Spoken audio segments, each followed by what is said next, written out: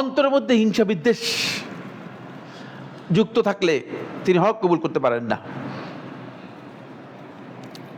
মানুষদেরকে যখন বিভিন্ন ঘরানায় রূপান্তরিত করে দিয়েছে, এদেরকে ওয়াহাবি বানিয়েছে, এদেরকে সুন্নি না সিন্নি বানিয়েছে, এদেরকে কি বিরিয়ানি বানিয়েছে, এদেরকে এটা বানিয়েছে, এদেরকে মানে কি প্রকারের, কাউকে দেবন্দি বানিয়েছে, কাউকে ওইবন্দি বানিয়েছে, এই যে বিভিন্ন গ্রুপ করে দিয়েছে, ফলে মানুষের অন্তরের মধ্যে একটা রেষারেষি তৈরি করে দিয়েছে, হাসাদ।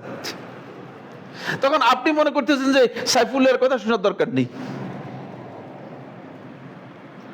এই হাসাদ সর্বপ্রথম ইহুদি সম্প্রদায় এই হাসাদের মধ্যে লিপ্ত হয়েছে। ফলে ইহুদিরা একজনও কি করতে পারে না, ইসলাম গ্রহণ করতে পারে না, খুব কম, হাতে গোনা। একজন ঐতিহাসিক বলেছেন 4 জন, আরেকজন বলেছেন 7 জন। মানে গোটা ইহুদিদের, মদিনাতে 3টা ইহুদি গোত্র ছিল, আপনারা মনে হয় জানেন। এই সবগুলো ইহুদি গোত্রের মধ্যে রাসূলুল্লাহ সাল্লাল্লাহু আলাইহি ওয়াসাল্লামের হাতে কেবলমাত্র একজন ঐতিহাসিক বলেছেন 4 জন, একজন ঐতিহাসিক বলেছেন 7 জন ইসলাম গ্রহণ করেছে, আর বাকিরা ইসলাম গ্রহণ করতে পারে নাই, ইসলামে আসতে পারে নাই। দেখছেন, অথচ তারা মদিনায় আসছে শুধুমাত্র এই উদ্দেশ্যে। তারা মদিনায় বসতি তাদের ছিল না, তাদের বসতি ছিল বাইরে, মদিনার বাইরে।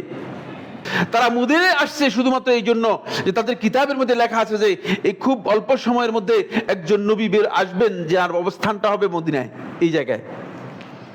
ওই কিতাবের রেকর্ড অনুযায়ী খতিয়ান দেখে দেখে, কিতাব দেখে দেখে তারপরে আসছে মদিনায় নবীর অনুসরণ করার জন্য।